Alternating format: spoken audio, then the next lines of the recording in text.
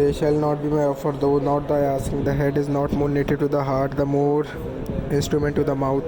Then is the throne to Denmark to any father. What would you have, lads? I wouldn't like to ask you if I may return to France, since I came from France for the sole purpose of attending your coronation. And with that duty done, I would like to return. Please let me go back to France, my dread lord. Your leave and favor to return to France, from whence, though willingly I came to Denmark to show my duty in your coronation. Yet now I must confess that duty done, my thoughts and wishes bend again towards France and bow them to your gracious leave and pardon. Do you have your father's permission? What does Polonius say about this? Have you your father's leave? What says Polonius?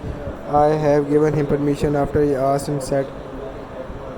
So I asked you to allow him to return to France. So I asked you to allow him to return to. So I asked you to allow him to return to France. Upon his laboursome petition, and at last he hath, my lord, wrung from me my slow love. I do beseech you, give him leave to go. Then I agree to. This is the best time in your life, lads.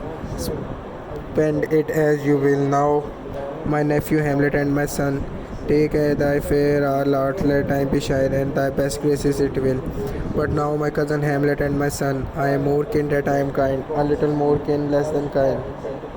Why are you still sad? You look like a cloud is hanging over your head. How is that the clouds still hang on you? That's not true, sir. I am in the sun quite a bit. Not so, my lord. I am too much I the sun. Dear Hamlet, you must stop being so dark and depressed. It's time you rejoin the living. You cannot bring your father back, as every living thing must die and enter eternity. Good Hamlet, cast thy nighted colour off, and let thine eye look like a friend on Denmark. Do not forever with thy veiled lids seek for thy noble father in the dust. Though no must it all life must die, passing through nature to eternity. Yes, madam, I know. Madam, it is common. If you know, then why does it seem you don't? If it be, why seems it so particular with thee? Seems, mother, it does not seem.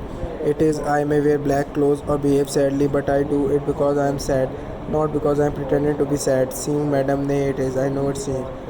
This not alone my inky cloak, good mother, nor customary suits of solemn black, nor windy separation of forced breath, no, nor the fruitful river in the eye, nor the dejected heavier of the vision, together with all found mood shapes of grief that can denote me truly.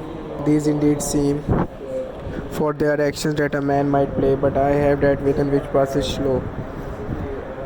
These were the trappings and the suits of woe. It is natural and proper for you to grieve over your father. Everyone loses a father, and the loved ones are sorrowful for some time.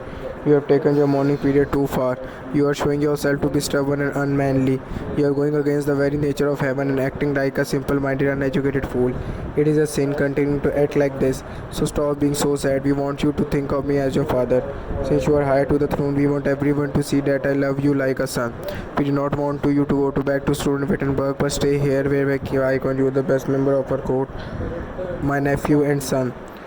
'Tis sweet and commendable in your nature, Hamlet, to give these mourning duties to your father, but you must know your father lost a father. That father lost his and the survivor bond.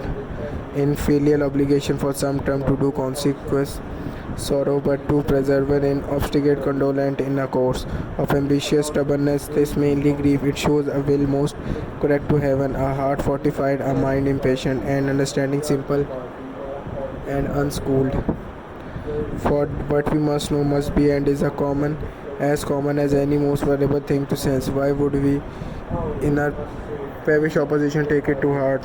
Feel it is a fault to heaven, a fault against the dead, a fault to nature, to reason who most absurd, whose common theme is death of fathers, and who still hath cried from the first course till he that day to die.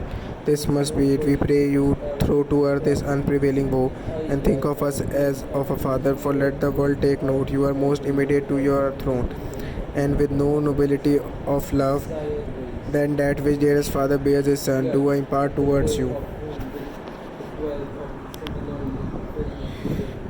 I am going back to school in Wittenberg. It is most retrograde to your desire, and we beseech you, bend you to remain here in the cheer and the most obligatory comfort of our eye, our chiefest courier, cousin, and our son.